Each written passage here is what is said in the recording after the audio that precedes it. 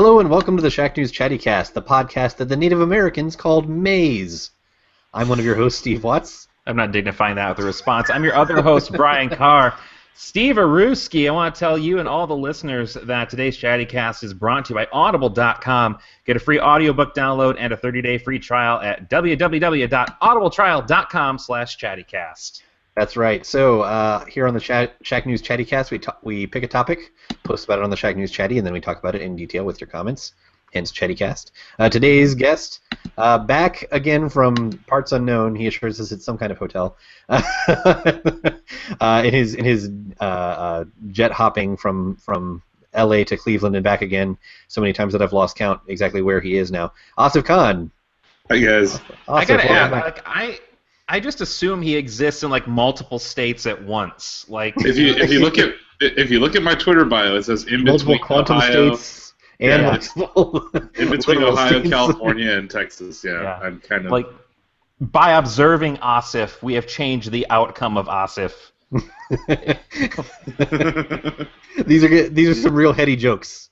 We need to get back to the stupid shit. That's what Look at my doggy. That's what our listeners expect. See, I'm excited for the dog too. I'm excited for Lola. Yeah. She's not going to bark as much. I'm as well. It's thematically appropriate for reasons that we'll go into later. Oh boy. So, anyway, yeah. So the topic this week, we've gotten far afield, is the fall games preview. A lot of movie podcasts at least do a fall movie preview. That's why my brain was on that. So we're going to talk about fall games, and we're sort of coming equipped with discussion starter questions. You know, not just going over what games are coming out this fall and which ones we're looking forward to and blah blah blah. We'll do a little bit of that too. But things that we are curious about to see how they play out this fall. We're going to be sort of asking each other questions and putting on our thinking caps about that. But first, we have to talk about what we are currently playing. And Asif, you have not been on in a while, and also you're traveling a lot. So, what are you playing in your travels? Anything? Oh, I don't have any consoles with me, so I haven't gotten to play Madden yet, which bums me out. But I've been playing quite a bit of Rocket League. Surprise, surprise. Because you still got your PC. Yeah, I have a Asus gaming laptop that I lug around with me so I can play Steam games. So I've been playing a lot of Rocket League. Mainly because we had a tournament last week and I lost again. We lost in the first bracket, and then we advanced in the losers bracket one round, and then we lost again. But it was fun. I got to play with some Shackers. Outside of that, I've been playing on my iPhone this game that I kept talking about last year, Hex FRVR. It's that puzzle game that's a hexagonal shape and kind of like Tetris. I'm pretty much whenever I'm on a plane, I've been playing that. Oh man, that sounds complicated in a way that I'm like I would be afraid to play it. No, it's not. It's a game that's easy to pick up and play and really hard to master. And I think those kinds of games, I don't know, I find them appealing. I think Rocket League's another example of that, which is why I'm still playing it. But yeah, it's those are basically the only two games I've been playing. I've been just watching other people's gameplay videos of Battlefield and drooling because it looks gorgeous. The beta for that starts today, right? Yeah, today's the open beta. Yesterday we got some out. Closed beta footage, but there was some codes went out to the Battlefield insiders, I guess, on Monday night, kind of late. So there was a thread on Chatty about that, and the die-hard Battlefield fans that we have in our community seem to really like it. Everyone's really excited about the horses. A friend of the show, Rob Rath, pointed out that he got trampled by a horse, and it said "killed by : horse," which sounds pretty great. I'm not a big Battlefield player, but I might dip into it just for that. Yeah, I'm also not huge into Battlefield, but this one, I know that it received some negative opinions early on, but it seems pretty good. I can respect what that game has become through all of its iterations, and this seems to be one of those kind of really franchise-defining games for them, and it looks really good. If they can get their netcode right, where it doesn't just completely crash on day one, as it tends to, with Battlefield 4, Battlefield 3, that could be cool. I did kind of want to see a Battlefield 1942 remaster, or like a Battlefield 1943, like a sequel. So you wanted them to Call of Duty it, where they're like, "We're releasing our new game, and also it'll include our old game." No, it's just the Battlefield loved game. Battlefield 1942 is like one of my favorite games in the series, and it's also like a Shaq. Like they still have Shaq battles for it. You know what I mean? Like, but it's one of those classics that I think it would be really cool to see updated, or even if they just did a sequel to it. Like I said, there were more than 1 year in World War II, so but yeah, this should be cool.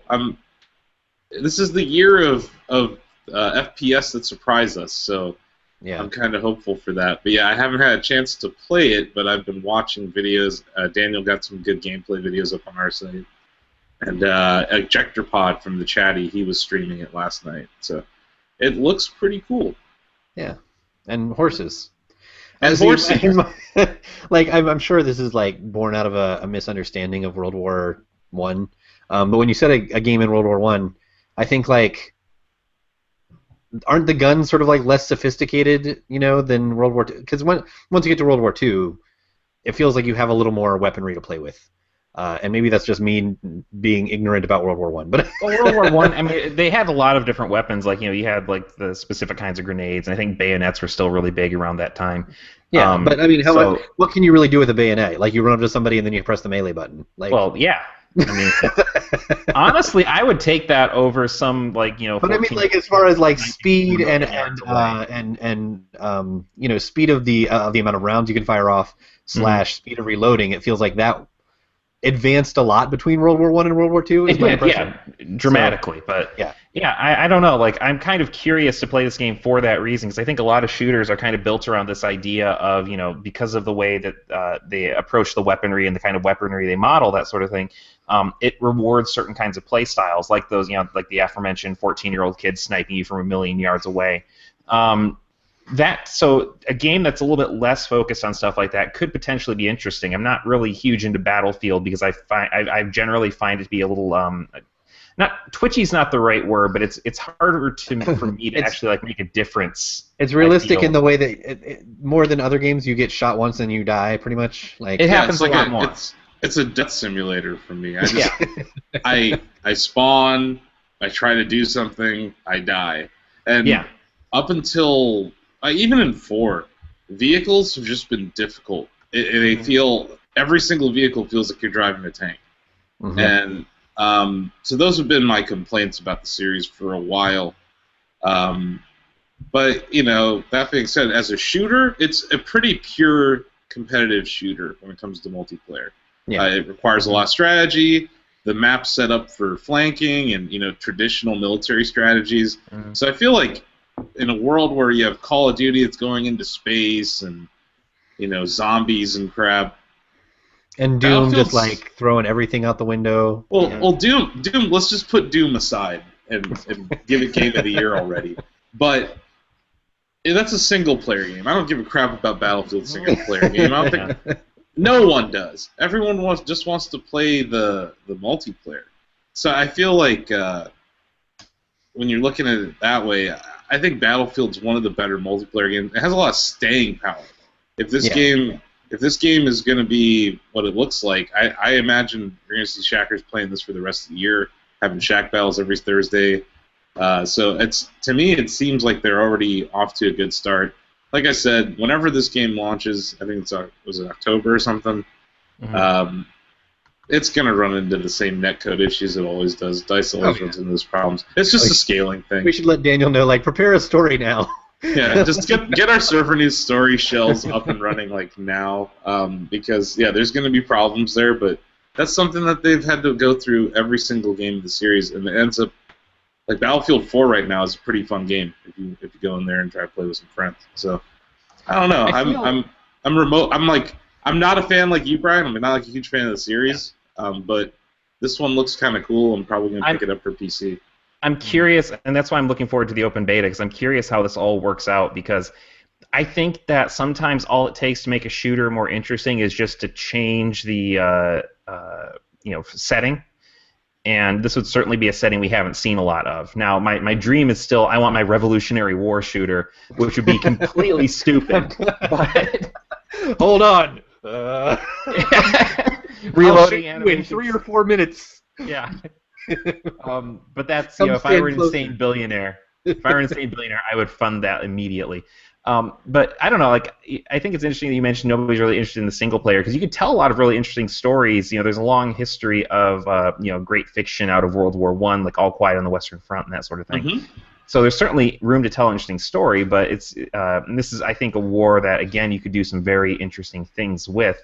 But I think, I think they could definitely just put all 6 episodes of Blackadder Goes Forth in, and that would be a perfectly fine single-player campaign because who's going to play it? So plus, it's just a lot messier. In World War II, you get to be like, we're the heroes, and the Germans are the bad guys.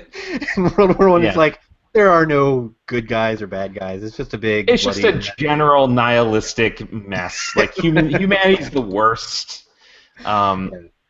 But we got a lot of mileage out of this, considering none of us have played it. Actually played it. So Brian, what have you been playing? So I've been really busy. We're kind of getting to the start of the semester, so I haven't had a whole lot of time to really sit down and play games. I did do some stuff with Madden. Professor. Yeah, I did do some stuff with Madden for a project. I'm not really. I'm working on a video project for our game studies program, and I've been fighting with this thing for about 2 days now to actually get it to export. So if you see me like looking over a lot, that's because I'm watching a progress bar to see if this is actually doing what it's supposed to do. But what I have been able to play is I've been able to kind of dabble with a couple phone games, and so I've got 3 I want to talk about. One I'm going to talk about very quickly. The other 2 we can go into more detail. One is called Phoenix 2, and that is an attempt to make a shmup on iOS. The idea is it sounds like a shmup title. Like it is. That's some '90s shmup right there. It's a bullet hell shooter. Like that's what it is. And the idea is that you're trying to move the ship around. It follows your finger, and you hold down on the screen to fire. And this is a cool concept. Like that's a great way to work around it. But the problem I found is that my finger keeps getting in the way, so I find it hard to steer around bullets. So don't really bother checking that out. It's like doing really well on the iTunes store, and like the. I like that you're signal boosting it specifically to tell people like don't. But it's just crazy because like the App Store gives it like this really glowing review and all that, and I'm like, just how far down are we setting the bar when it comes to this stuff that people are like, this is a really good game. But it's kind of not. It's extremely low. Look at Candy Crush. Standards for mobile. But even on PC, Steve, look at Cookie Clicker. The game's horrible. It's super popular. All the clickers I feel like are their own weird beast. Well, Cow Clicker was made as a joke, but that took off like a shot. The whole clicker genre is just mindless nonsense, and it's hugely popular, especially Cookie Clicker. So I feel like that's a joke that got out of hand. Yeah. But I do the other ones. Sorry, but go ahead. No. I was saying yesterday I was watching a stream. One of our friends over at Indie Obscure, they were streaming Cat President, and that game was also terrible. I like the title. Go on. It's literally just it was basically a choose your own adventure like menu game that had like still images of cats talking to you, and one had a wig like Donald Trump. It was really dumb and really bad, and it cost $2 on Steam. So another cautionary tale. That's what I'm saying though. Like there's a lot of bad games out there right now. They saw Hatoful Boyfriend and thought, me too. Like it's an election year. It's an election year. There was one dog running for president in the game. I thought that was kind of funny. Yeah, is that the were the cat's like super racist? Totally. And he kept acting like he kept acting like a cat. Yeah. His name was Rover. Yeah. That's good. But anyway, back to Frank. The ones I do want to talk about in more detail, though, so they put out. So Final Fantasy 15 got delayed. We'll talk about that more in a minute, I'm sure. But they put out the app, the iOS kind of companion app, Justice Monsters 5, and so I downloaded that thinking incorrectly that there are in fact like in-game things you can get in Final Fantasy 15 for playing it. There's not. But the idea is that I guess this is a game that the characters in the game world play, And so the premise is that, and this is where this struck a very particular part of my brain, the part that was like didn't really like go out to parties or anything in like middle and high school and was like obsessed with Final Fantasy. The loser part. Yeah, exactly. So you play as like this team of Final Fantasy monsters who are all superhero character kind of things, and you are fighting against the encroachment of the Bahamut fleet. That's trying to like coming in, trying to destroy the galaxy, and then you of course find out there's like another thing. But like so, the tutorial is this. It's this team of 5 like space heroes who are like the leader is a bomb. He's called Bomb Bro. There's a Flan who's called Fab Flan. There's a Lamia whose name I forget. There's like a Quirrell, like kind of the cat monster thing. Wait, did you say there was a Flan? Like yeah, like the like dessert the slime monster thing. Yeah. A flan okay. It's a recognizable. If you play Final Fantasy games, you know that as a monster name. Sorry, it's not the Spanish dessert. I was like, that sounds delicious. And so like and so they have like these really kind of funny character interactions, and they all have like they fall into these archetypes. Like the Lamia is very clearly in love with Bomb Bro because he's the leader, he's the main character. I have not really followed this, but this sounds incredible. Well, and it is like stupid in a way that appeals to me in a very special way. And the tutorial, after the tutorial, it's kind of like and now, centuries later, this evil force has come back, and you must lead a new team. And so you kind of lose those characters after Overwatch? the tutorial. What's that? I said it's Overwatch, like a little bit. Years have passed, and then the evil rises again. Yeah. Yeah. That so explains why Brian likes it.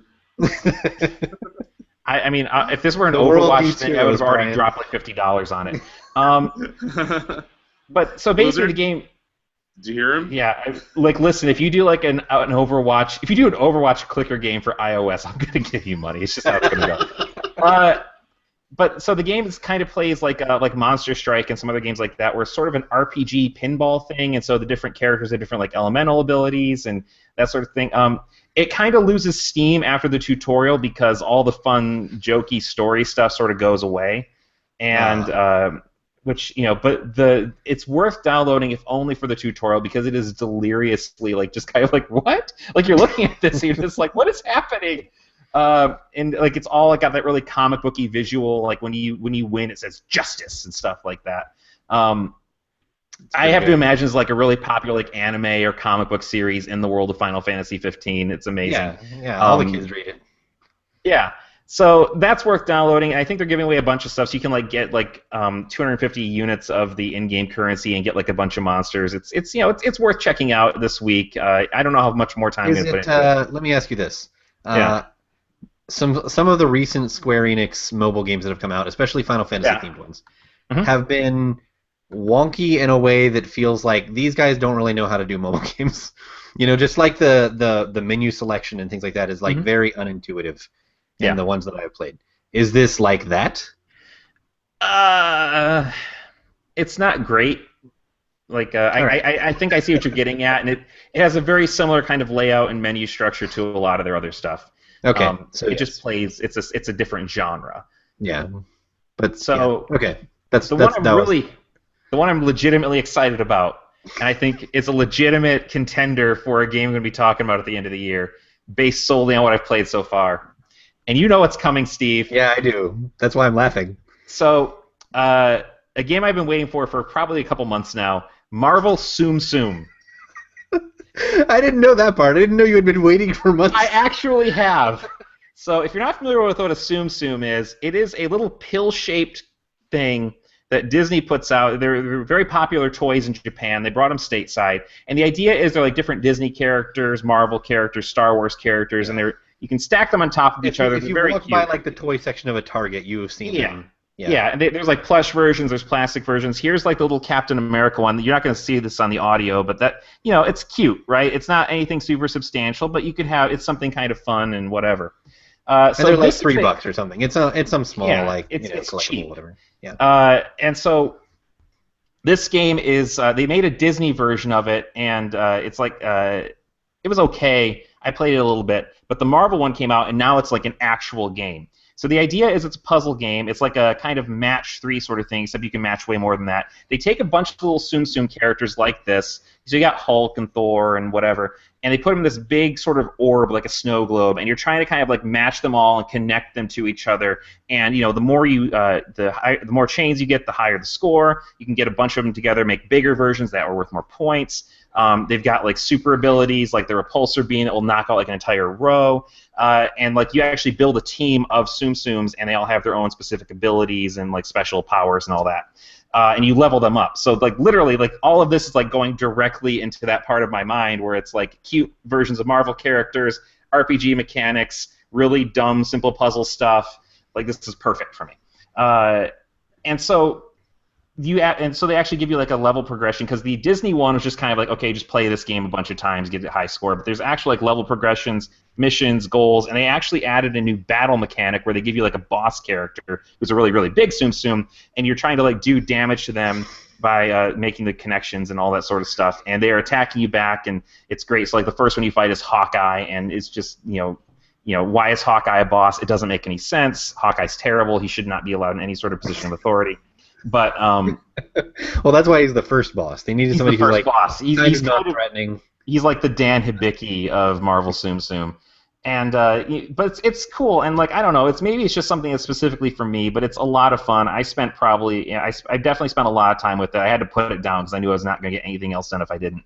But it's cool because you can get like different, and of course they want you to buy orbs and whatever to in-game currency. But you can get like characters like Agent Carter and Howard the Duck and Devil Dinosaur, and like they actually went kind of obscure with some of this stuff. So I was really, really excited. So as you were describing this, for readers who might not be familiar with this, but might be familiar with this other thing, there was a game that released I think about a month ago or so. Like Disney emoji something or other. The Disney emoji thing, where like you could win little emoji to use in your actual text messages and stuff. Mm-hmm. As you were describing Marvel Tsum Tsum to me, I was like, it sounds a lot like this, and you were like, it is that. It's very similar, and there was another Disney Tsum Tsum game that's basically this. But they did go through, and I think the Marvel game, like Marvel's been really good about making decent free-to-play mobile games, and you can tell they went in and kind of said, okay, we got to add more substance to this thing. Yeah. So it's a legitimately fun game. It's free. It's worth checking out. It's not too onerous with like the pay-to-win stuff. In fact, I don't think you really need to pay to get anything. But if you're like me, you might end up like putting money into it just because you want Howard the Duck, that kind of stuff. But yeah, I really like it, and I've been waiting for a decent mobile game to play. That sounds like something Nintendo should do, honestly. They should. An emoji app where. That makes a lot of sense. Yeah, just based on. I'd put a Triforce and a Link holding a Triforce emoji in our staff Slack. People freaked the fuck out, and everyone went bananas. It was like I reinvented freaking the iPhone again. But it was. I'm like, you guys, Nintendo. Here's how you do mobile. It's right. Like here's $100 million for you just on the table. Little random bullshit that they can use. And Nintendo is right there with like Overwatch and Marvel as things I am unquestionably going to spend money on. So like you've got one audience member right here. Like, oh man, you need to pay the equivalent of like $100 for your best odds of getting that Waluigi emote. Yeah, maybe this is a new Modojo. Maybe this is a new Modojo feature, Steve. We're just gonna sit there and be like, "Here's how to mobile Nintendo." Yeah. Well, Nintendo, let's talk. Sit down. And if they can make a game you don't have to actually play, like that's perfect for me. Like, exactly. Like you turn on auto and just be like, auto clicker, like a Yoshi clicker that has an auto feature. Yoshi's cookie clicker. Bam. There you go. Bam. You're welcome, Nintendo. Another $1 billion right there. So I think we need to move on from this silliness onto our actual topic. What have you been playing though? Oh, what do I finished Deus Ex. That's basically all I've been doing. I saw. When a game actually like grabs me, it tends to like not let go, and I just kind of devote all of my time to that. Except Hearthstone time, obviously. But so Deus Ex, I don't really have many new observations since last week, except to say that now that I've finished it, that game just kind of ends. Like there's even a line near the end where the hero says something about like going after people, and it's like, oh, okay, I guess there's still going to be like one more mission after this, and it's like, nope, credits. Like, what? Like, hey, come back for the DLC, champ. Yeah, it's either teasing a DLC or trying to tee up a trilogy or something. Teeing up a trilogy, probably. Also strangely, I will say one thing I did actually like about the ending. I think the story as a whole is kind of garbage, but one thing that I liked, that I'm not going to go into details about this spoiler, but there's a revelation at the end that then when I went back and started a new game plus, they sort of set a very subtle seed for that right at the beginning of the game that I never noticed, obviously. But it was cool seeing it again. Also, I'll keep this very vague. At least for me, I don't know if I did something special to make this happen, but at least for me, at the end they're like, all right, you've got this, the perilous hero choice of, do this moral thing that, endangers this many lives, or do this other moral thing that endangers this many lives, and which side do you go with? And you have to make a choice of which one you're going to do. So I made my choice, I went and did it, and they're like, okay, go do the other one.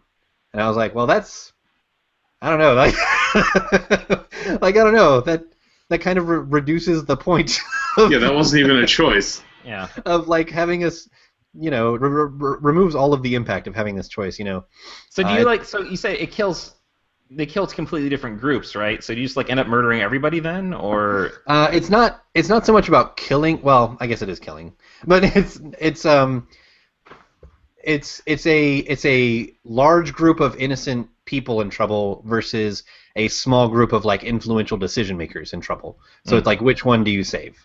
So yeah, that's basically okay. So presumably if you make one choice, right? You save one group. Yeah. Presumably the other one does not get saved.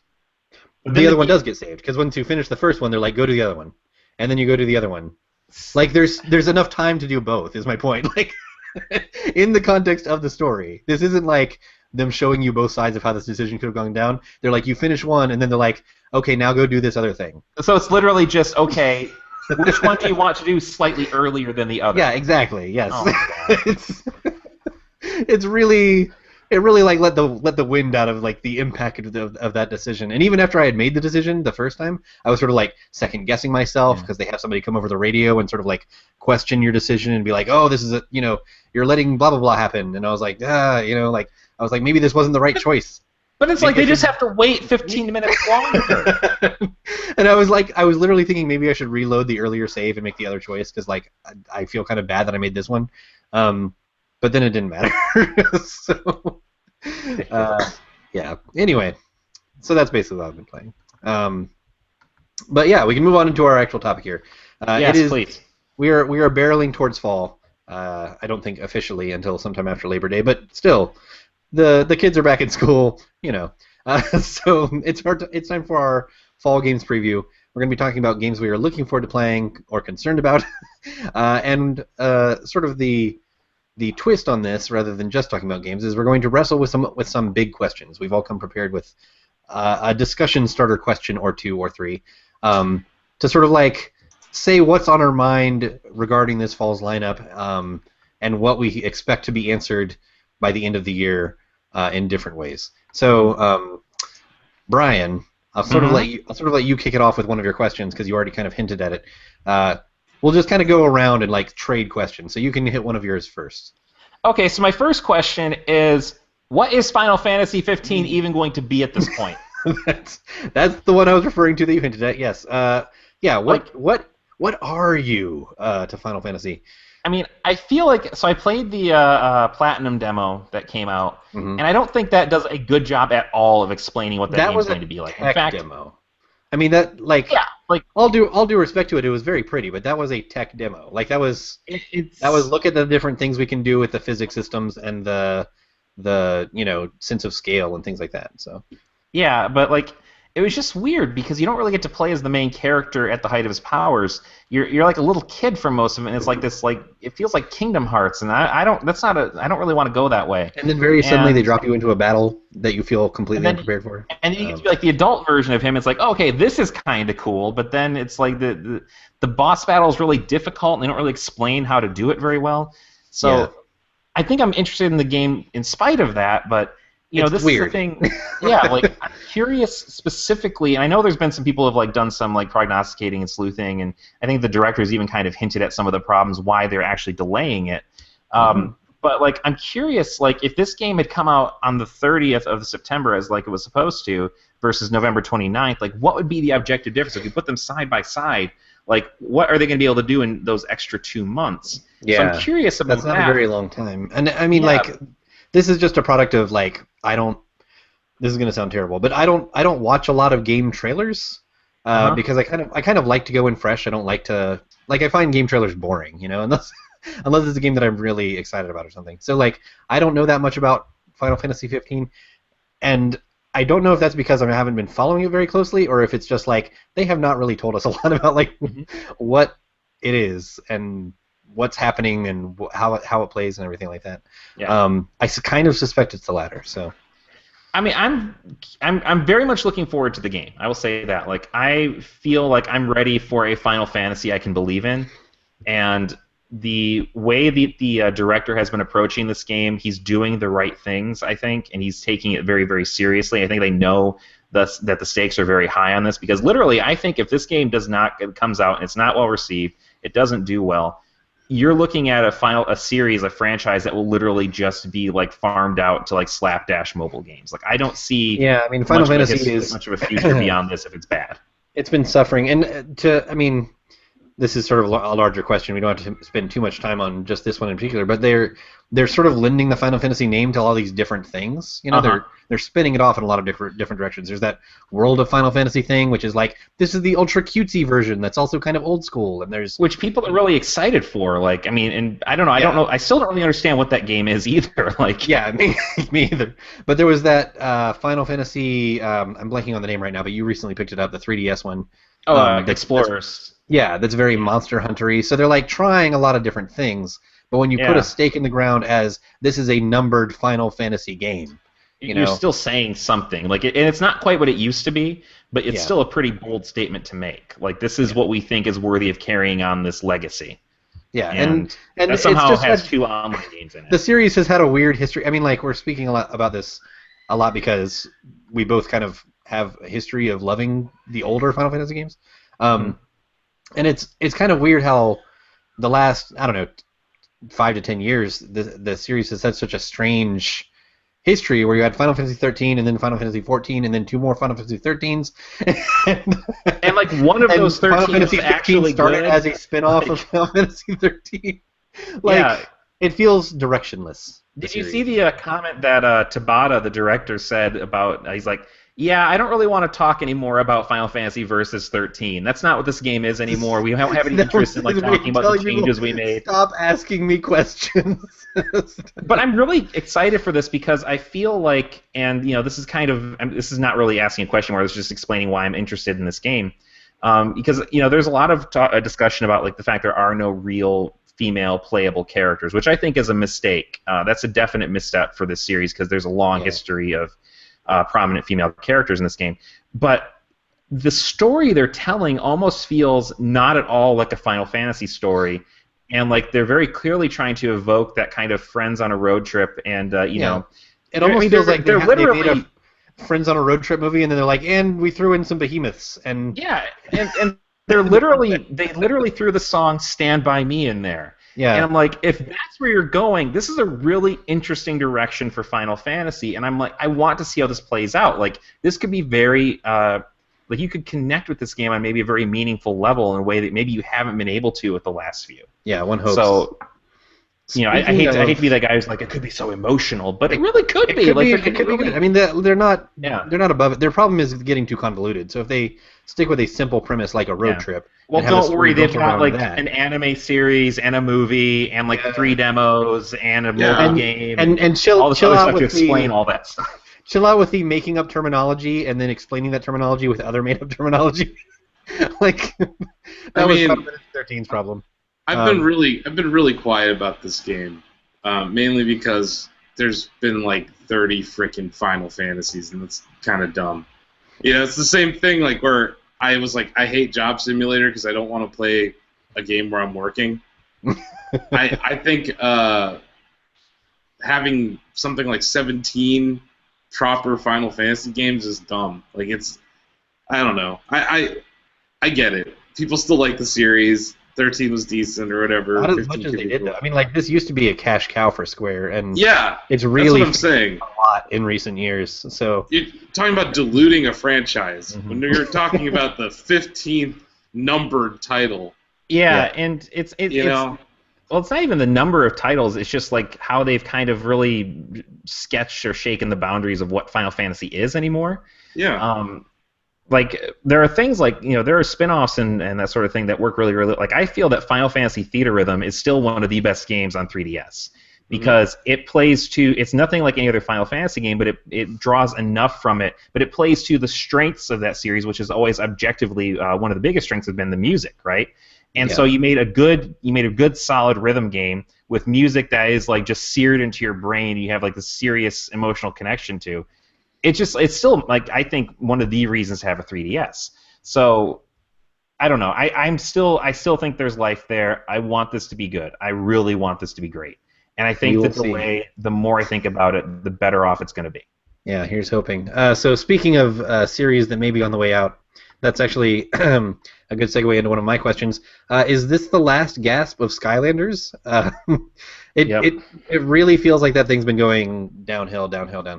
And I've still enjoyed the games. I know that I'm a grown man, but I still have liked the Skylanders. I think they're well-made games, and it's Diablo for kids with like these little collectible figures, and I've always thought that was kind of cool. And the way they differentiate the powers, I always enjoyed a lot more than Disney, which sort of had like maybe four. Disney Infinity had like maybe 4 class types, and it's like, okay, well, all the sword guys pretty much operate like sword guys, and all the gun guys pretty much operate like gun guys, but you can have 2 Skylanders, pick any 2 at random, and they don't operate the same way. So like from a gameplay perspective, I've always really preferred Skylanders, but now Disney Infinity is gone, and Lego feels like it's taking a step back from all this. Like maybe Lego is like, whoa, it costs how much? Well, and Skylanders has just gotten like it's gotten into this annualization Activision hole where it feels like every year they have to come up with some new thing. Yep. And Imaginators has kind of a cool gimmick with create your own character, but it doesn't show itself in the toy aspect, which is like the bread and butter of the series. Well, it's what you care about. They're not gonna like 3D print your like little figure or whatever, But don't you think it's interesting that we've seen a decline? I mean, a complete dissolution of Disney Infinity and a decline in Skylanders at the same time that Amiibo continues to do well. Yeah, I mean, Amiibo is huge, and the weird thing is Amiibo does the least thing. It's the least good one of these toy to life. It's like terrible. So it's not good for game uses, but it's like these beloved game characters, Yeah. So here's the thing. Okay, as somebody who is still dealing with the cancellation of Disney Infinity, I know. I don't know what stage of grief I'm in. I was in anger for a long time. I will go on record since I sort of badmouth Disney Infinity there. I still think Disney Infinity has like the best figures of them all. But the die is cast, Steve. No, don't try to walk it back. I'm sorry. I know I helped kill it.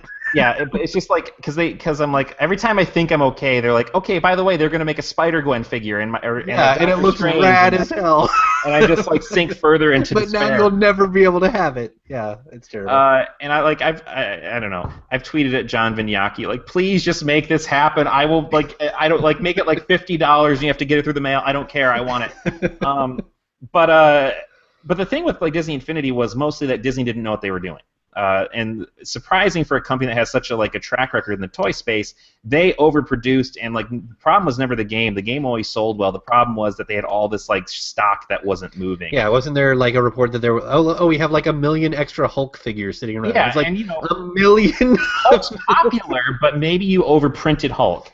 And then they had characters that nobody wanted, but they had to use them to promote the movie. They I love Guardians of the Galaxy. I love everything about Guardians of the Galaxy. They probably didn't need to make a Yondu. Nobody really wants Yondu. Yondu's a great character, but he's not you can't do that much with him in a game, right? Yeah. And Lego Dimensions is smart because they're going after that kind of Ready Player One 80s nostalgia thing, and which also Legos have other uses. I mean, if you get a Lego set, you can always just use those Legos with other Legos. Right. If you really get bored of the game. But whatever, I mean, you know? I think that this will be the last Skylanders, and the reason I think that is not for any other reason than as soon as you add Crash Bandicoot to something, that's it. Crash Bandicoot kills everything he touches. No, I think this is probably going to be the last annual Skylanders. I think we're probably going to hear them say like, "Hey, we're switching from an annual model. We're going to be doing it every other year or something like that." So I think we are still going to see another game at some point. But this is the end of the, you know, Skylanders as a yearly cash cow for Activision that they know they can rely on alongside like Call of Duty. You know. Can I throw one more thing in there about Amiibo though? And I think this is worth having in this discussion too. You say Amiibo are doing great, and they are, but certain Amiibo are doing great. Right? That's true. Like nobody wants the Animal Crossing ones. Yeah, I go to the store and I just see a million of those Dalmatians playing guitars. Yeah, like, you know, once you get KK Slider, like, that's it. Like, who wants... nobody really wants Blathers, right? Nobody really wants these other randos from the village. Like, whoever wanted them has... I don't know, man. If for some reason Nintendo has this stroke of genius where the Animal Crossing app uses Amiibos... And there's nothing technologically stopping them. Yeah. I'm just saying, that's a possibility. Once again, another $3 billion idea for Nintendo. I'm auditioning to be Reggie's. I'm just auditioning to be Reggie's replacement at this point. But the Amiibo that have sold the best are the ones that are like, you know, for characters that don't really get a lot of merchandise, right? Yeah. Your Little Max, your Kid Icarus, that sort of thing. Yeah, the ones that are like, oh man, I never get to have a figure of this thing, you know. Yeah, but Zero Suit Samus sold very well. Yeah. Those or like just the like the Mario. My classic example of like a figure that I would like just use if I owned a desk, which I don't. But if I were in an office and had a desk, I would use the Anger figure from Disney Infinity as a desk decoration because I just think it's a really cool, well-made figure. And the Amiibos. I've got a bunch of these back there. Yeah, exactly. So the Amiibos that like I think are the coolest are the ones that like could just be on a desk, like the Mario Anniversary one that's all blocky. Yep, I love that one. I've actually got that one on top of my NES from when I was a kid that doesn't work anymore, but I keep around because I can't possibly get rid of it. So yeah, so like that would totally be on my desk, like as a little like, hey, I'm into Mario, and this is a cool way of showing it, kind of thing. But I don't know, like to me, the figures that were the most selling sold out because they didn't make any of them. Right? They're like, who could possibly want these Fire Emblem characters? As it turns out, everybody. Like. Yep. And that's why, you know, when we talk about like Amiibo being this unqualified success, I mean, I think it is, but I don't think it's because anything about the Amiibo themselves are particularly interesting. It's about filling a thirst, like a thirsty need for Nintendo merchandise. That and that they're I don't want to apply this too universally because some of them aren't, but the ones that look big and cartoony, like Mario, are really well made, like on the level of Disney Infinity craftsmanship. Yeah. You know, Skylanders, I've always said, is like the best of the games, but the figure quality and the character designs are like kind of the low, on the low end of that spectrum. You know, like some of them are really like funny and cute and inspired, but by the nature of having to release like 40 new ones every year, there's a lot of garbage. But Skylanders that are just like, this is stupid. I do think though that I think Asif, you are right in that Amiibo will probably be the last one standing when all is said and done. I just don't think it's going to be because of the inherent use or value of them as game accessories. Oh no, I think it has nothing to do with that. I think it just has to do with Nintendo's brand, and then also the fact that I know Greg used to rant about this a lot on our YouTube, but there were shortages almost they were impossible intentional. To find. Yeah. You know, they were very hard to find at launch, and Nintendo, I think, didn't take the risk. They didn't say, you know what, this is going to be a smashing hit. We're going to print 1 million Marios and 1 million this. You know, they're like, let's just run 20,000 of these and see what happens. And the other thing is like Nintendo's messaging. I mean, we're getting off on a tangent here, but Nintendo's messaging around the shortages was terrible. Like it wasn't just a problem of shortages; it was a problem of like they weren't telling us anything for. Well, and then the thing is like. Even when they address it, they're not addressing it for the ones that people like. You still can't find a Pit. Like they're like, as far as I've never seen one. He doesn't exist. There's still characters that people want that they have just never reissued for whatever reason. Probably because they don't have a game associated with them is the main reason. But I don't know. It's just interesting. I think this is going to be the last big gasp for Toys for Life. I think Lego's going to hang on because of those '80s franchises that people can't seem to get enough of. And they'll release some new sets this year, and like that's fine. But I don't see it becoming like a I actually wouldn't mind playing the Ghostbusters set they've got coming out because I really liked the new movie. So but I can wait. I'm going to wait until that thing's real cheap because Lego Dimensions isn't as good of a game as Disney Infinity or Skyline. I mean, Lego Dimensions is it's fine. It's just a Lego game. Exactly. You go around, you break stuff, and then you build it back. Like, yep. When I started playing it, I was like, oh, this is just Lego Batman. But it's better than Lego Batman. Kind of getting us back on the rails since I derailed us. Some things coming out in the fall. I pulled up our Shack News fall release guide, Steve. That Cassidy whipped up for us. Oh. We have PSVR launching this fall. That's one of my questions. Will PlayStation VR sink or swim? I'm very curious to see how willing people are to buy a $400 peripheral for a console. I think it's going to do fine, just like all the other ones. Just fine, but not like spectacular? Yeah. No, there's not a single one of these HMDs that's, Facebook isn't coming out on their conference call and be like, we sold 1 million Rifts. No, they're like, we sold... I'm just saying, like, no one's doing that. There's The other wrinkle in the PlayStation VR thing is that they're also introducing new hardware. I mean, they haven't said it, but come on, they are. So they're having this event to like announce the stuff, and there was a review already out for the was it the Neo, where it's like, okay, well that means it was leaked to her from a store. That means it's in stores. That means it's releasing sometime very soon. Mm-hmm. Or she's just completely full of shit. Or I mean that's the other possibility. But I doubt it. The pictures look legit. Anyway, point is like they're going to be introducing new PlayStation 4 hardware at the same time they're also introducing this very expensive peripheral. And to their credit, they seem really behind it. They've got like a pretty big, lineup of games that are just for them, or that just have VR features just for them. I think Resident Evil 7 is like. The VR is only on PlayStation. I mean they're pouring a ton of money into VR exclusives. Yeah. My problem with it is it's 60 FPS being frame doubled to 120 FPS, and in my experience with the PSVR, it doesn't really. It can create nausea. It didn't bother me at E3, but I know I don't have as much experience with other VR devices, so I don't really have like that baseline. I still think that the Vive is the best headset right now.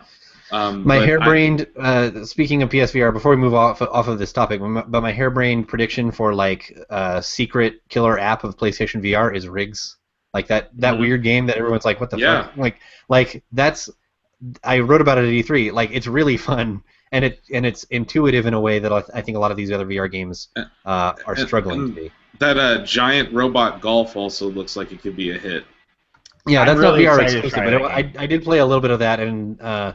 The commentary is funny. Just shout out to the McElroy brothers who are providing the commentary. But that's not VR exclusive though. That's just got a VR optional mode. Okay. It's just but it is you're a giant robot. It's fun to.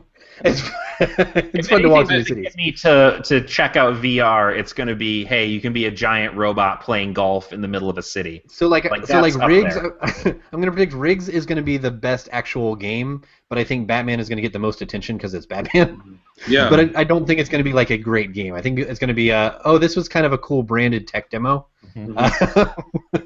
But that's kind of it. I think it's just good enough to do okay. Is my assessment of PSVR. And to Sony's credit, they do know how to like make a thing that's very user friendly. Like you don't need a lot of instruction on how to put on this headset before you're just like, oh, okay, I do the thing and then I press the button and then boom, it's also going to get marketed the most out of all of them, I think. That's true. Yeah. It's going to be on TV the most. Have you seen an Oculus commercial? Have you seen an HTC Vive commercial? Nope. No. Because when you're selling hundreds of thousands of units, what's the point in spending $1 million on something? Yeah, that's the other thing. I bet PlayStation has like a crazy production pipeline to get these things out because they're also them so much. They have a massive install base with PS4 already, so they have an install base and an addressable market that might be willing to take a risk with their HMD instead of buying a new video card and a new computer, you know? Yeah. So the relative value of buying a PS4 and the VR headset is still going to be more compelling than buying a new computer and an HMD by Rift or And I bet we see a lot of holiday bundles, like GameStop For or sure. Best Buys or whatever. They're like, hey, buy a PlayStation and a VR, like PlayStation Neo and the VR for $700 instead of the $800 it would normally be or whatever. Mm-hmm. Yeah, easy, I think easy way to market it. But Kinect sold really well too, and we know how that ended. So it's well, here's the thing. I think the PSVR is going to work. I think that's going to be the big difference.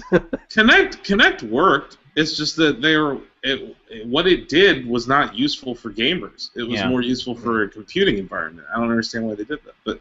If they'd done as an enterprise thing first, I think they would have been It should have been the webcam in every one of our computers. If they hadn't destroyed the name by having the less good version of it on the 360 before it launched with the One, they should have just saved it for the One. Yeah. Anyway. Oh yeah, but let's hit a couple more games real quick.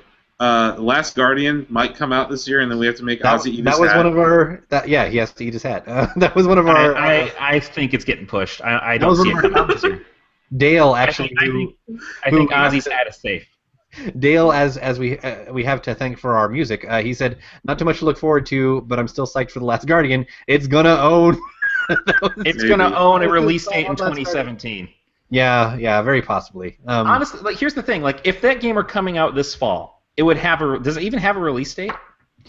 Yes. Does it? Yeah. Oh, it does. October sometime. What date? October 25th. Yeah. Well, maybe. Maybe it will. I don't know.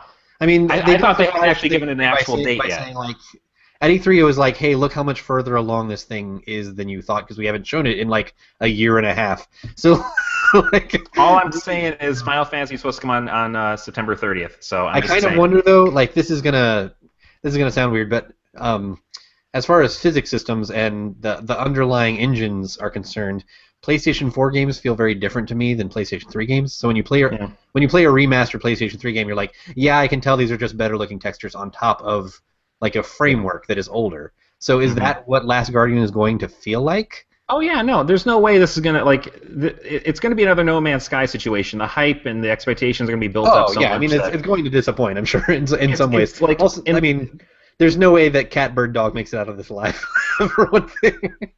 I don't think it's going to play substantially different than Eco or any of their other games. I think it's going to just be that, but prettier. Yeah, and I'm going to go out on a limb here and say that Eco and Shadow of the Colossus didn't control. Oh no, the controls are going to be very disappointing. They were unique, but they weren't.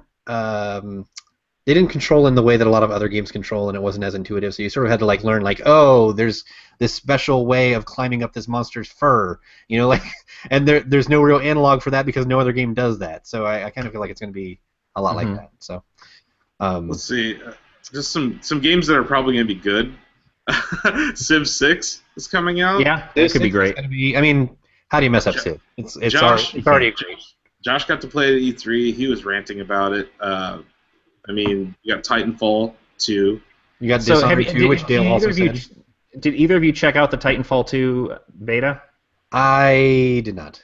No. I only played one round of it. Here's how sad it is. I downloaded it, and then it was it stuck me in a lobby for a solid 10 minutes. I was like, nope, and then I backed out and just never went back. So yeah, I only had time to play one round. It still feels like Titanfall, and Titanfall was kind of I was surprised at how much I ended up liking it. Yeah. But the one thing they didn't do, and I guess they're going to kind of fix this for the final release, is that the Titans run a timer, so you can actually have a chance to get a Titan a couple times in a round, which is the point of the game. This one, they're more of a kill streak thing, and I think that's a huge mistake. I guess now they've sort of done a middle ground. They've done a middle ground where you'll still get one. There's still a timer, but the timer goes faster if you're getting more kills. And I'm okay. That's okay. Something. But I don't know. It still feels to me like you're just making the rich get richer, which has always been in your giant robot game. You got to let everybody play with the giant robots, or else. Exactly. I agree. So I'm hesitant on that one. We already talked about Battlefield. I think it's going to be a good one. You got your WWE and your NBA 2K17. I'm excited for those. Okay, I'm excited for those too. And here's how stupid I am. I pre-ordered I pre-ordered the NXT edition of WWE. Like, these games are never all that great. They're fine. But I got the more expensive version just because I want to play Shinsuke Nakamura on day one. I don't want to wait 3 months. I want to play as him now. So I got that, and I get like a stupid statue and like all this stuff. Oh, they got him. They got him good, Steve. It's like you're talking a different language. I don't even know what you're saying. I'll introduce you to the magic and beauty of Shinsuke Nakamura after this. Okay. And then later in the year, we got Dishonored 2, Watch Dogs 2, Pokemon Sun and Moon, and very end of the year, we got South Park, The Fractured, Butthole. So to slow down and go over this a little bit, Dishonored, I know Kiefer is really looking forward to. I never got into Dishonored. I could mainly because I suck at it. Like this is not me bad mouthing Dishonored. This is me saying like I tried it and like it'd be like spotted, Yeah. and I'm bad at it. So yeah, it was not good. It looks great. I mean these Bethesda games that are coming out right now are all really super polished, and I'm impressed with their engine. So it'll be. I have no doubt that it'll be a good game. I'm kind of on your side, Steve. It's not really a game that appeals to me.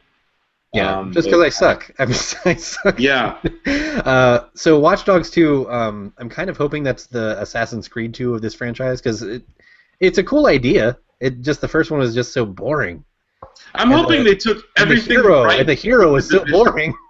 Just take the Division and just repackage it as Watch Dogs, and it could be awesome. Because the Division wasn't that bad. Like, it wasn't. It just didn't have enough stuff in it. Yeah. It wasn't very deep. It didn't have a lot of stuff to do, but it wasn't like broken. It wasn't. The story's kind of stupid. Yeah, everything about the game wasn't that great, but the actual gameplay was pretty fun. And it fell into this like there's an Ubisoft shooter like template now that like all Ubisoft shooters sort of start to blend together and feel the same. And at a certain point in Watch Dogs, when he pulls out a gun, it's like, oh, okay, then now it turns into like all of these others.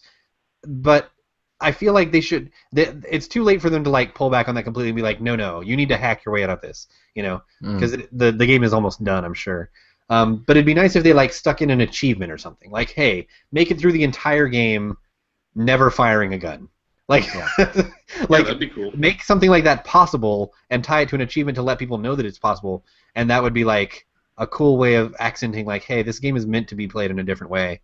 They could also just go like do like an homage to Mr. Robot and just give you an achievement for making the game a thundering, plotting, dull mess that just looks really pretty. and has all of the important themes you really explained do not like to you via monotone. I have not finished Mr. They're Robot. both about hacking, right? So it fits. Brian, did you have another question? I had a couple things. Wait. Before you get to yours, we should talk about South Park real quick. We didn't talk about South Park. Yeah. It's probably gonna be South Parky. Well, that first game was like Stick of Truth was a legitimately good game. Like it was a like, little simplistic, but I didn't really want it to be like a complex RPG. It was like a Mario RPG, Paper Mario kind of thing. Yeah, it was fine. And I'm gonna be honest, I have not watched the most recent season of South Park. I kind of feel like I'm not really grokking what they're putting down anymore. But I'm still willing to give this game a chance because that last one was so good, and I think that they might have more time to kind of breathe with some of their ideas. And they sort of had fun with video game conventions, which I like it when game humor gets meta. So plus, I enjoy all the superhero shared universe jokes they're making. That's just pitched straight down the middle at me. So like I saw the screenshot of Cartman with like the franchise plan of all the different hero adventures and all that on a whiteboard, and I laughed. So. I think there's something there, and I'm definitely curious about it. And it's going to be. I'm going to have to try to make time for that and Final Fantasy because both those are going to be relatively involved. Well, they're saving it for December, which is maybe not the smartest move. I don't know. I'll ask for Christmas. They probably can't help it, but at the same time, it's like, well, that also puts you past the point of Game of the Year consideration for a lot of people. But it probably wasn't going to get it anyway. Or if not past it. Yeah, but it could be in the top 10. You never know. But if not past it, then at least like people are still going to be in the process of playing it while they're having those discussions. So it kind of makes for a messy thing. Speaking of games that are coming out kind of late, Dead Rising. What is this? 4. 4. Dead Rising 4. Yeah. Which is themed at Christmas, which I find kind of funny, but It's Dead Rising by Shane Black. yeah, exactly.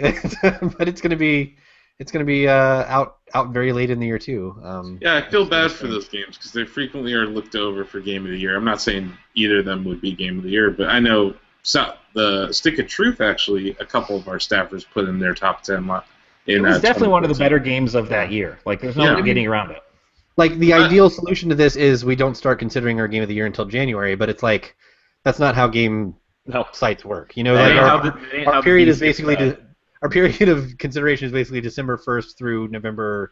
Yeah. Like, yeah. Anyway. But there's a couple I wanted to throw out there too that I think are getting kind of lost in the shuffle. One is Mafia 3. That's one of my questions. Hold on. Okay, I'll save that. But I do want to. I just saw that they put out some like pre-order price breaks.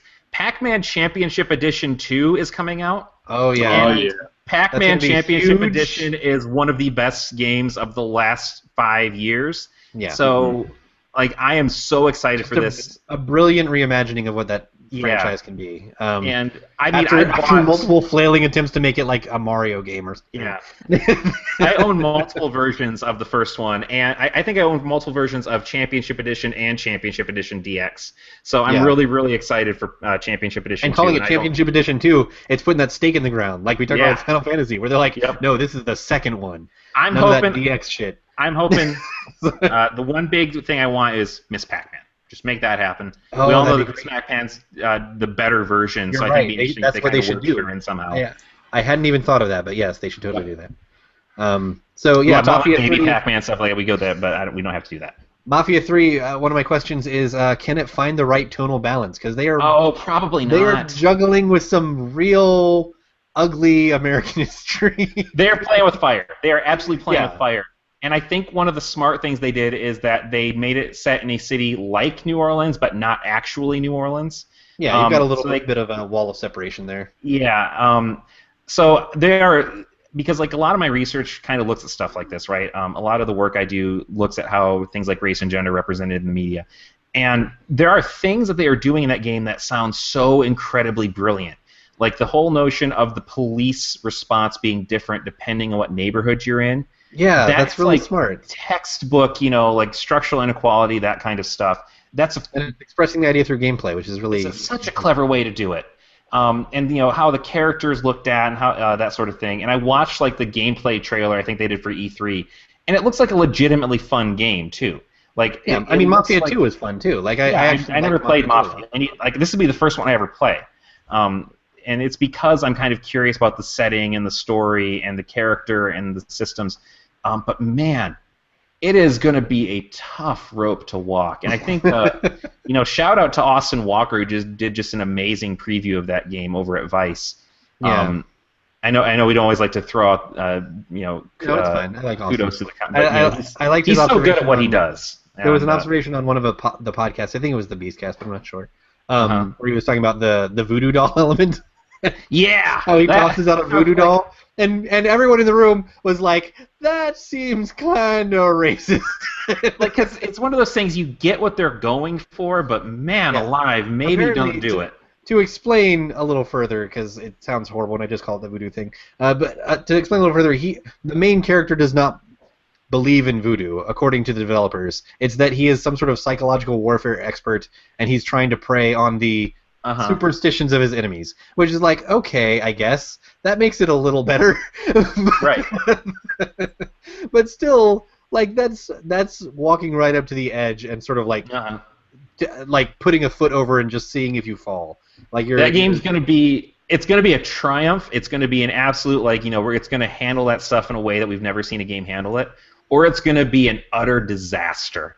Yeah. And I'm fascinated either way. But either way, I think there's a paper to be written here. So it'll be interesting to watch. So other games that we should touch on. Anything else from you, Brian? I'm curious what Nintendo's going to announce tomorrow. I mean, it's probably getting into Newsy Bits a little bit. That's in Newsy Bits, yeah. I have it filed under Detective Pikachu Watch. Yeah, Mhm. so that's something I'm kind of hoping we hear more about. I'm curious about how this whole experiment is going to be with the NES Classic, which is one of the other things I'm really excited for this fall. Uh, It that's going to be seems it seems like a hell of a stocking stuffer. yeah, Oh like yeah. I've got one on pre-order, and I hope it goes through because I think the thing's going to sell like gangbusters, and I think Nintendo's going to Mhm. hopefully I finally hope they step produce back a and ton of those. I hope they're. yeah, I hope they have warehouses whatever full. they produced is not going to be enough. That thing's going to sell out no matter what. And Nintendo being Nintendo, they probably didn't make that many. Yeah. But I They're like, hope I that don't know, we might get like 500,000 of these sold. Oh, but they've got such a great library, and like I want to see them continue to figure out how to monetize that and make that and do it in a way that's not like how they've been doing it. But like if this gets us to an SNES Classic or an N64 Classic, that's where I want to head. yeah, Um, that'd be great. but there was another thing I wanted to bring up, and I forget what it was. So maybe I'll just stop right here. But oh yeah, no, I got it. I'm also really excited for Recore. I want Oh, yeah. Recore to be good, and Yeah. from what I've seen, like this looks like a really fun little game, and I love the idea of Microsoft testing the waters with that $40 price point. I think that's a great way to start new franchises. It almost seems like this is the year of. I mean, maybe I'm calling this way too early, but it almost seems like this is the year of the double A development kind of making a Yeah. comeback, because that used to be a thing where like we there was. have we have needed that mid tier to come back Yeah. so bad. There used to be triple A and what we sort of affectionately called double A, where it's like not Yeah. quite the super big budget game, but Like your still like Bayonettas and that sort of the thing. the level of production value you'd expect from a normal big budget game, but just a little bit less. Yeah. And that hasn't really existed in a while. There's been this fracturing where it's gone in the direction of, all right, there's super high budget games and then there's indies, and that's pretty much Yeah. it. And like what was But like so games much... like Mafia 3 and Recore and I had another one in mind. What's it called? The mech dinosaurs. Horizon Zero Dawn. Yeah. Yeah, like all of those feel like. First of all, 2 out of those 3 are new franchises. But second of all, like those feel like the sort of mid tier budget. Yeah. And that's exciting to see that actually kind of coming back. But I think- and what's exciting is that's where they can do all the interesting, fun, weird stuff. Mhm. I think part of what happened was all the AA devs got acquired by the AAA devs. Yep. Yeah, and it took a while for the AAA devs to be like, wait a minute, we can have people do something other than just produce the annualized version. You don't have to spend $150 million on every game. Yeah. And see, oh man, I was really hoping that would be where Nintendo was headed. Like when they bought Bayonetta and they made Bayonetta 2, I'm like, that's the kind of stuff you should be doing. Don't try to hang in that AAA space, but make the stuff that people used to go nuts for, like PlayStation 2 and that sort of thing. Yeah. And I hope long term that's where they're headed. I think one last thing that I'll mention that I'm looking forward to this fall, more like winter, is Oculus Touch and all those games that are coming out. VR Sports, Ripcoil, that game where you're throwing frisbees and you're basically on a pong paddle. There's a lot of really cool stuff that's going to come out for Rift late this year, and it's going to be exciting. I'm definitely looking forward to it. Yep. Yeah. So we can get to our newsy bits and our game real quick, but first, a word from our sponsor, Brian. You bet, Steve. Audible.com is offering you and all the other listeners of the Shack News Chattycast. I'm not a listener. Well, you should be at some point. You're editing the thing. Like you technically listen to it, unless you're just just like poking around, like, oh, that seems like it's a thing. You're just looking at the waveforms and like you're just. He copy pastes Dale's theme at the beginning and at the end, and he's like, "Yep, I'm done here." All in a day work. It's literally the thing I tell my students not to do. Don't edit my site, but you're doing it. Anyway, where was I? Yes, Audible.com offering not Reeve, not Steve. Sorry, Reeve. Yeah. Yeah. I'm getting you confused with you. It's a free audiobook download and a free 30-day trial to check out the service. Tons of great books there, 150,000 of them to be specific. All kinds of great books. So go check that out now. Get your free audiobook download and a free 30-day trial at audibletrial.com/chattycast. Like, again, audibletrial.com/chattycast. You get a book on audio editing, probably. Yeah, and learn how to do it right. Yeah, learn how to do it by listening. Don't listen to it while you're editing. Just do it. So, Steve, I have a quick newsy bit that's breaking newsy bit.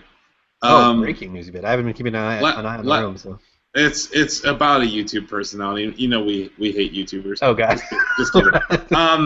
What are you doing? Last night, Felix Kjelberg, PewDiePie, tweeted something saying he was a member of ISIS, and Twitter suspended his account this morning.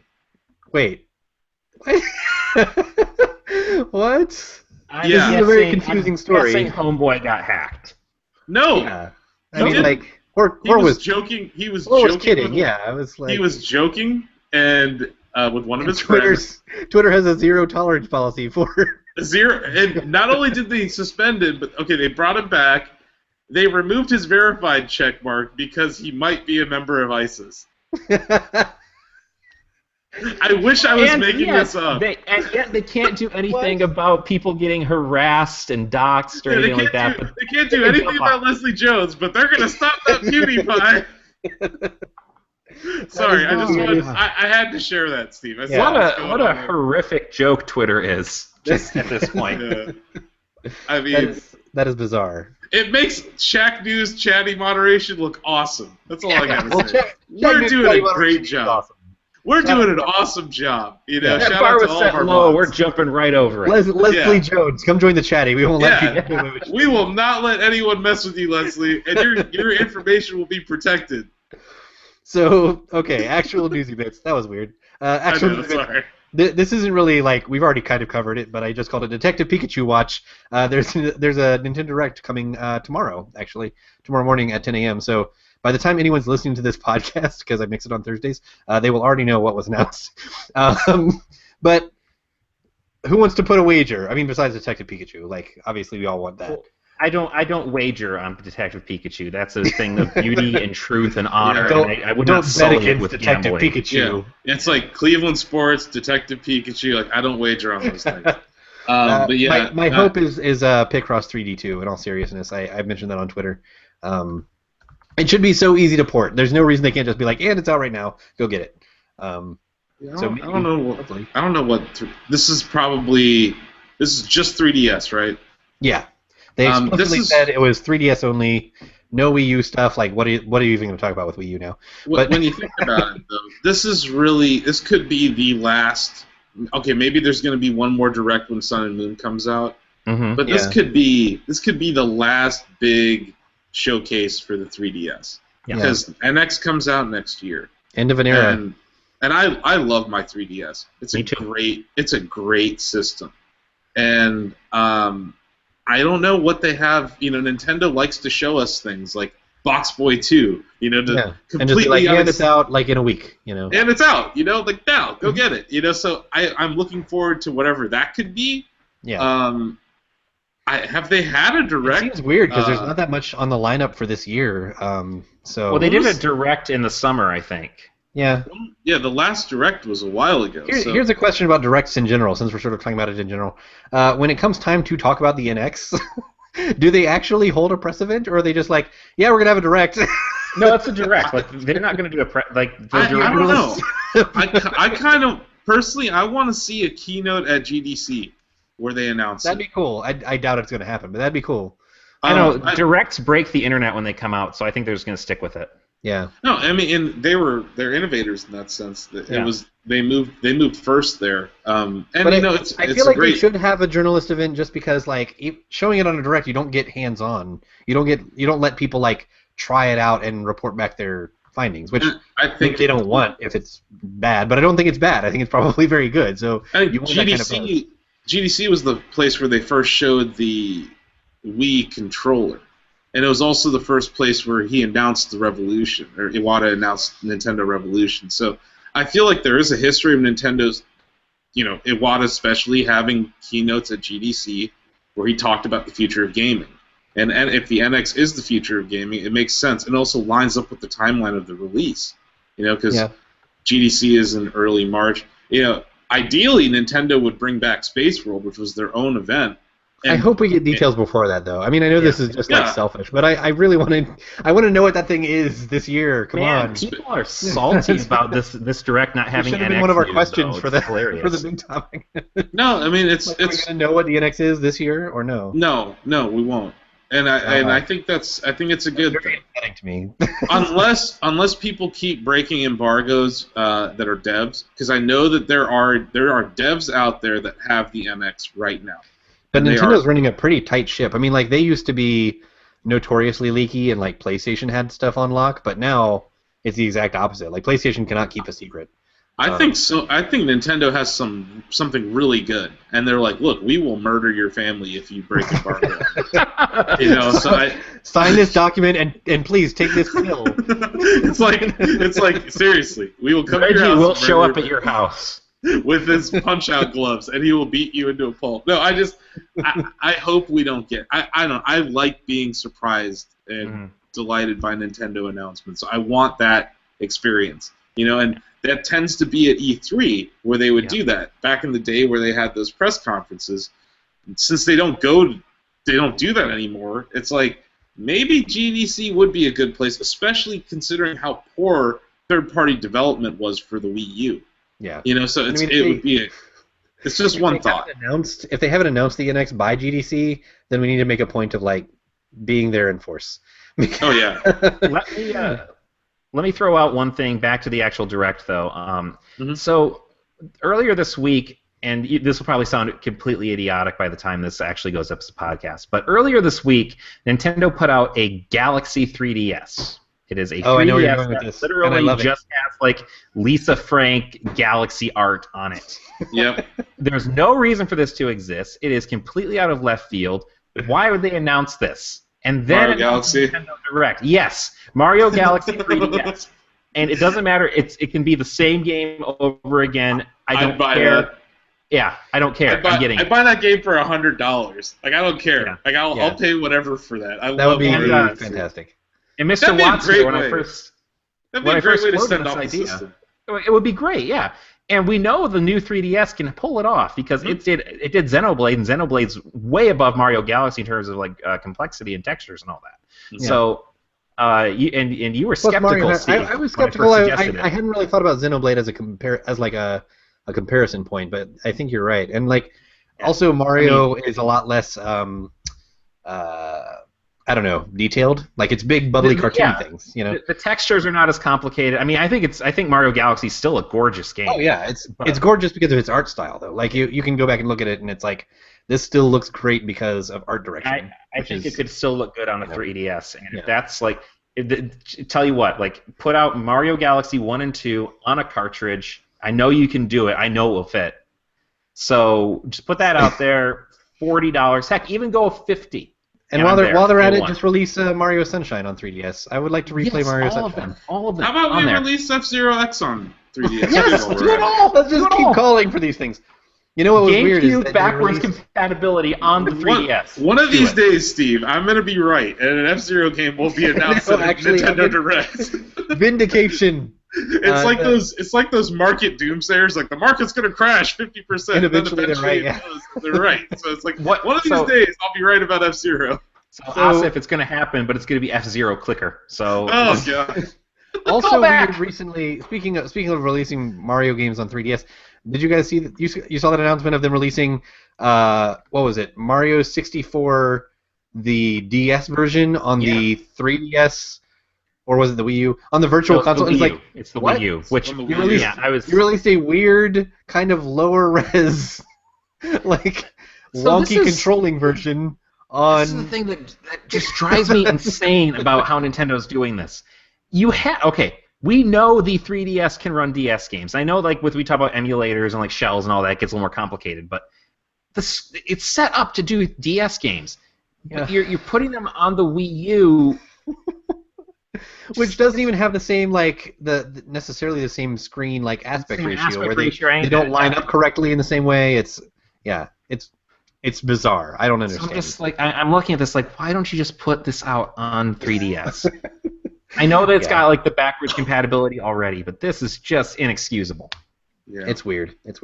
So my only other newsy bit, I feel like that I just wanted to bring this up because it's kind of funny that people ever expected anything different, but Valve's refund policy applies to No Man's Sky just like every other PC game. Yeah. That was our headline. Apparently people were expecting, like, hey, this game is especially disappointing I don't know how you even measure that, but people thought it was like more disappointing than other games they may have purchased in the past. And so they wanted like a special exemption to refund policies, which seems kind of insane to me. Maybe don't pre-order games, guys. Like maybe just don't. No, it's this nature of No Man's.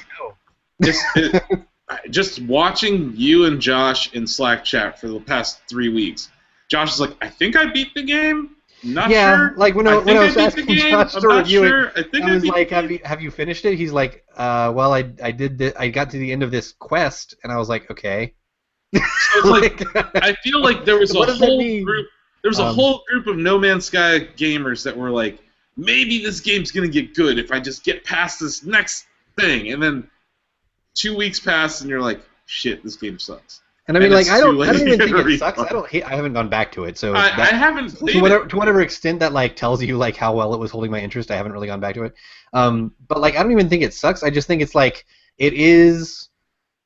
It's not it's not how they represented it in those very early first looks, as some funny GIFs have sort of illustrated. But like, it is what they talked about basically. Like, it is basically like, okay, it's a procedural generated thing, and sometimes that has good results, sometimes it has kind of boring results. But like the idea that like because it was hype, and because you got hype and then pre-ordered and then played it for more than 2 hours, you should have a special exemption, just seems insane to me. Like why would you ever expect that? Wasn't there somebody saying, I played this game for 70 hours and I don't like it, I want a refund? Yeah, it's like the people who played Diablo 3, and they were like, man, I played this game for 100 hours, which means that I know what I'm talking about when I say that it sucks. And it's like, why did you play it for 100 hours? Yep. It's weird. I think it was because people were hopeful that the game didn't suck and that there was some sort of weird tale to it that would have been good, but it did suck. So, you know, I'm not sorry. It doesn't suck. It's just not great. It didn't live up to expectations. Yeah. Well, whatever. The expectations were unreasonable in the first place. There was no way that expectations were ever going to be met for that game. Honestly, I blame Hello Games in part for not getting out in front and saying, guys, I know, like, you never say this about your game, but it's like, maybe you should have just come out and there and said, you know what, this is not quite what you think it is, guys. Like, let's calm keep down, expectations guys. in check. Calm down. It's not the last game you're ever going to play. This is literally just exploration and like crafting in space. It is a business though, and they want to sell as many units as possible. I get it. All that hype was free advertising. When you got PlayStation like publishing you and you know, fronting money, I'm sure there was like hey, speak no evil kind of spirit around that deal. So yeah, it's like you know, that one video on Twitter where it's like Jurassic Park. And it shows you it's the Jurassic Park kazoo Jurassic Park. Yeah. That nailed it for me. That sums up exactly what happened. Yeah, I mean, when you discover these species, when it first came out, we talked about this on the show, and I was like, I'm going around looking at species, and it's like, okay, well, this species has like a slightly different tail. You know, like you can kind of see the effects of the procedural generation like very quickly, and that was without even very much time spent on the game. So, I don't know. It's weird, but it was weird and kind of disappointing, but it's also weird that people would expect a special exemption for this one game based on their disappointment, because disappointment is so subjective and relative. So why would you think that Valve is anything you can prove? Valve's just like money. Yeah.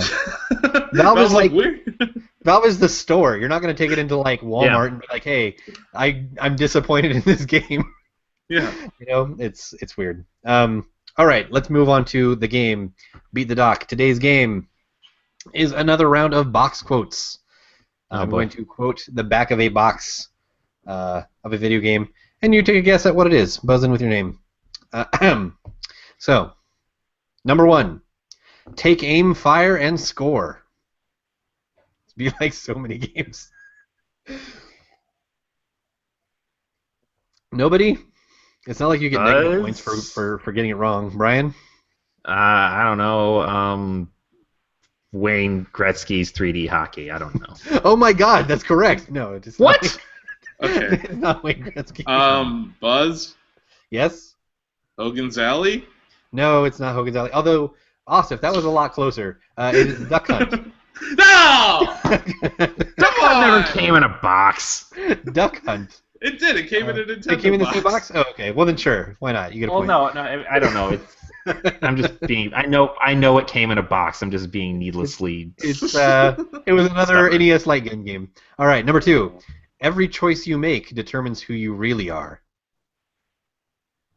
Every choice you make determines who you really are. But Brian, Brian? high school guidance counselor. You can say simulator. Buzz also. High school guidance counselor. Buzz, kitty poster. No, it's not. It's not high school guidance counselor. Buzz. You miss 100% of the shots you don't take. You're just gonna keep quoting Wayne Gretzky. Okay, Yeah. it's is it Infamous? No. Although that's a good guess. Infamous would make sense. It was actually Fable 2. Oh. Fable 2. Yeah. All right. Here's a super easy one. You guys are going to be racing to buzz in. Give a puppy a new home inside your 3DS. Buzz! I got it I first. think I heard Austin first. Yeah. Oh, wait, Ten no. dogs. No. Okay, to get full credit, you have to guess which version. No. I don't even think I have a version written They're They're all down. dogs. the same. They're all the same. Nintendogs. Nintendogs. That is right. Woohoo! All right. Gained the Uh, lead. if either of you have caught on to the theme yet, it might help Yeah, you in future maybe. weeks. I don't know. I don't care anymore. Number 4. Experience 48 hours of hell. Buzz? Experience, yeah? Doom? No, I'm sorry. Ryan? I don't know. Asif is already winning. He's up by 2. Wait. Actually, I might know this. I know, Buzz. I got it. I Okay. got it. Is it Dead to Rights? No, it's not Dead to Rights. I know the theme though. Is it Yeah, No okay. Man's Sky? You figured out the theme? Yeah, I think you actually have because I saw that when I was coming up with it. All right. No, that was Kane and Lynch 2. Yeah. Kane and Lynch 2. I don't. Number 5. Defining a new benchmark in gaming with startling realism and responsiveness. really going heavy with the praise for themselves there in that in that box. Oh gosh. Buzz? Yeah? Asif? Crisis? No, it's not Crisis. No. I don't know. I don't All of know. these guesses are like things that would make sense for them. Like I know the theme, but I can't think of one that matches that description. Okay. Are you calling on that one? Yeah. That was Half-Life 2. Oh my god. Really? Defining Really? a new benchmark in gaming with startling realism and That's a stretch. That's a stretch. As somebody who I know has gone into the theme, I thought that was very clever. All right. Number 6. That's why it threw me off because I don't think that actually fits in the theme. Number 6. Planet K9 has been taken over by the ferocious pit bully space armada. Buzz? Yes? Jet Force Gemini? No. thought I there was a don't dog know the in plot that. of Jet Force Gemini, but that does not sound Yeah, I don't that think does it not fits sound the correct. theme. I don't know. Wasn't there a dog in Jet Force Gemini? Sure. I have no idea. I don't know. I'm sure I will know this once you say it, but This was a little known. I think it was like a Mega Drive game called Wonder Dog. Okay, so you fit that in, but you couldn't fit Dead to Rights in. I didn't fit Dead to Rights. Kane and Lynch. The subtitle is Dog Days. Oh. Catch that. And Half-Life 2, of course, has the robot named Dog. All of these are games either titled Dogs. after or prominently featuring in some way A doggy. Yeah. Yeah. So it kind of fit. I was thinking either Brian and Cass will be the guests, in which case it totally fits. But Asif, you had your dog with you Yeah, Mhm. the entire time. so it worked out perfectly. Yeah. I just object. I'm playing under protest. He objects to the use of dog, the You're gonna robot, sit- as a you're gonna sit- Robot, not a dog. Brian sat on the bench during the national anthem. Yeah. Yep. I'll Kaepernick this. Conservatives are pissed. Yeah. Anyway, so that's the game. Asif wins. Woo! Also, I didn't mention this, but Asif got 2 bonus points before the game started by using Batman GIF in his tweet about being on the show. And the points are meaningless, so who cares? But yeah. So Asif beat the doc. Congratulations. Finally, it's been a while. Turn And your you're wearing, back. you're wearing a like- shirt that says "Witness," so I'm Yeah. imagining it very, very It's not- Fury Road of you. It's not my game of the year or anything. It's just a LeBron James shirt. And also, yeah, this isn't the only time that my team's gonna beat Brian's team. The Indians are in the lead in our division right now. I come on here out of the goodness of my heart. And I give you nothing but abuse. I saw that D on your shirt. I just had been waiting. I was like, I hope I beat him this week. I even have my souvenir cup from the stadium. I think on Saturday it was the Ravens versus the Lions, and I was like, hey, we're playing against each other, and it was near the beginning. But he was like, how's it going? I was like, you guys are losing. He's like, yeah, that sounds right.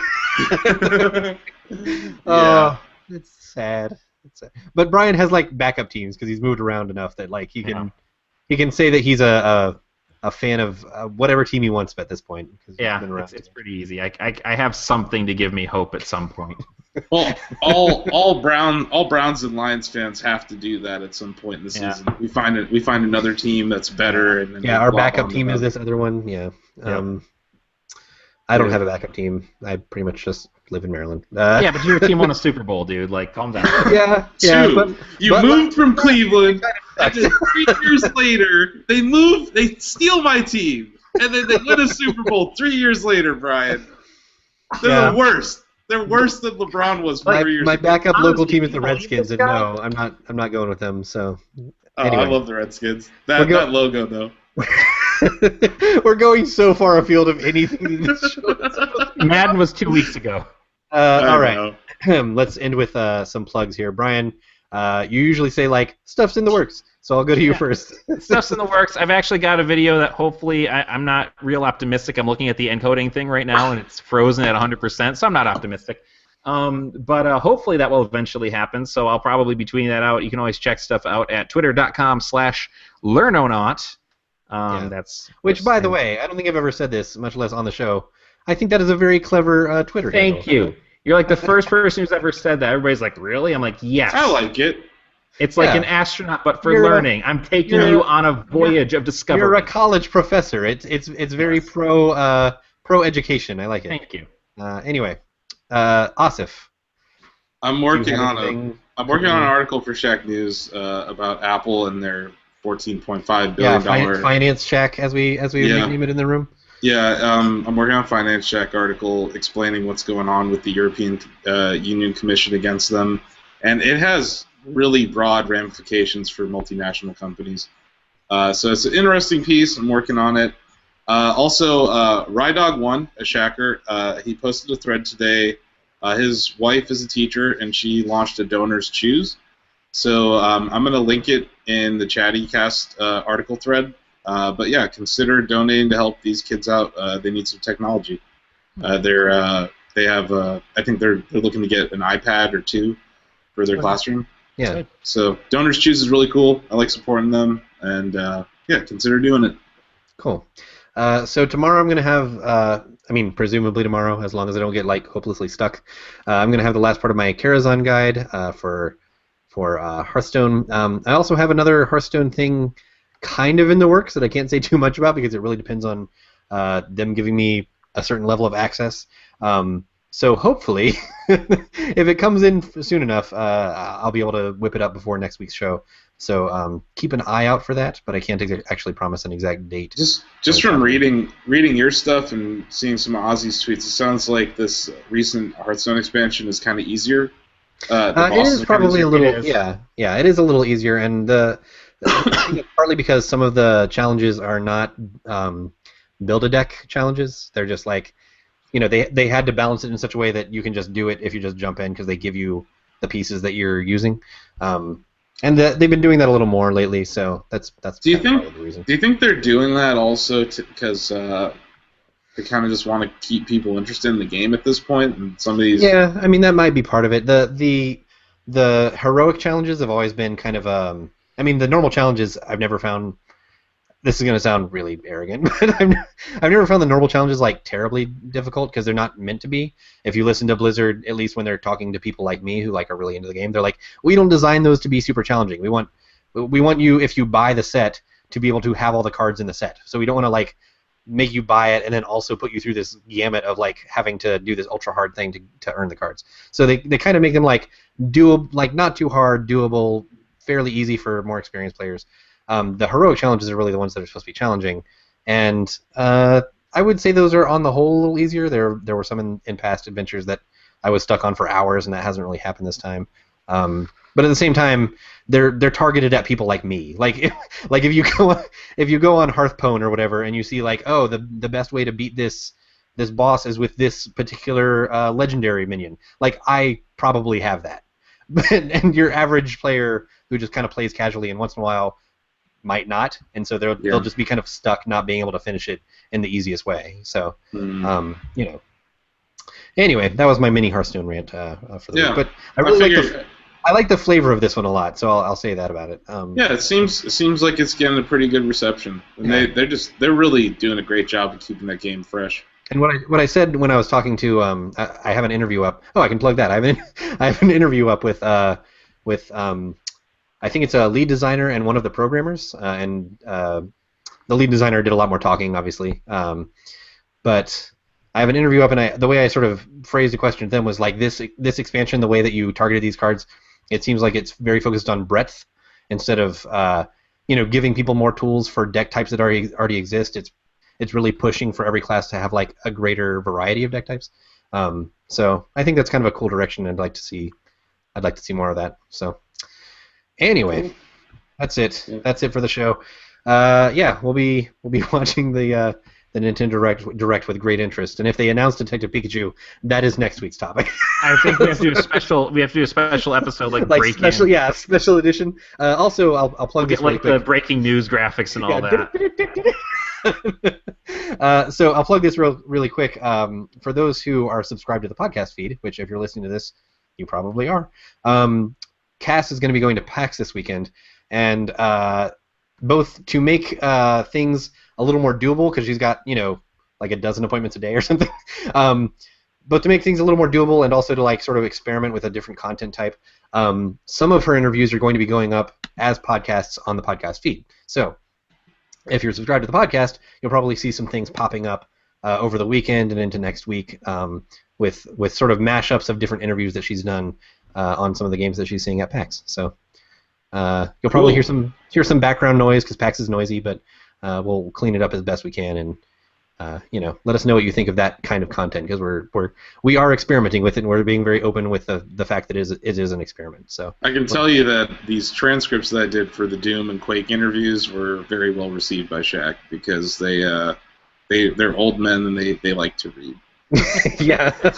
I do too, but I also know that audio content is the wave of the future. And it's also just really cool, and she'll be able to upload them more rapidly and stuff. So I look forward to the coverage. I'm sort of leading it up to her to like determine.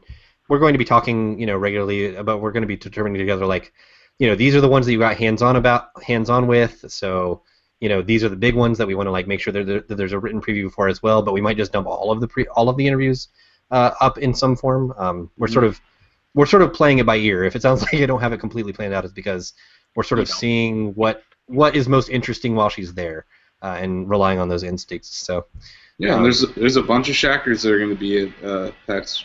So maybe we can arrange a meetup if she's not too crazy busy, which she almost definitely is. And just shout out to Astroneer. They're going to be there at the Indie Mega booth. So if you're at PAX, go check out yet another video game that was developed by a Shacker. So Eonix and the guys over at SES Games or SES Systems, whatever. They're they got something special on their hands, especially after seeing No Man's Sky flop. We are really being brutal to No Man's Sky. I'm sorry. It's something they deserve it. But it's. And maybe not. I feel bad for them, and I like their other games. I maybe will give it a try. But anyway, Astroneers is a procedurally generated space game. That's why I mentioned it. So they had the chance to see the criticisms piling on No Man's Sky, and I'm sure they're taking it into account while they're still developing. Yeah, I'm sure. That has to be the thing that everyone is paying attention to if they're making that kind of game. Just imagine Minecraft in space. That's all I can say about Astroneer. That's what they said about No Man's Sky. Anyway, we should go. Thanks for listening. Rate us on iTunes. We will be back next week with either a Detective Pikachu themed show or very something less good. Or a very disappointed, morose sounding show. So just me mumbling about Nintendo in the corner. Yeah. So for Asif Khan, I'm Steve Watts. I am Brian Carr. and we'll see you on Chatty. Bye.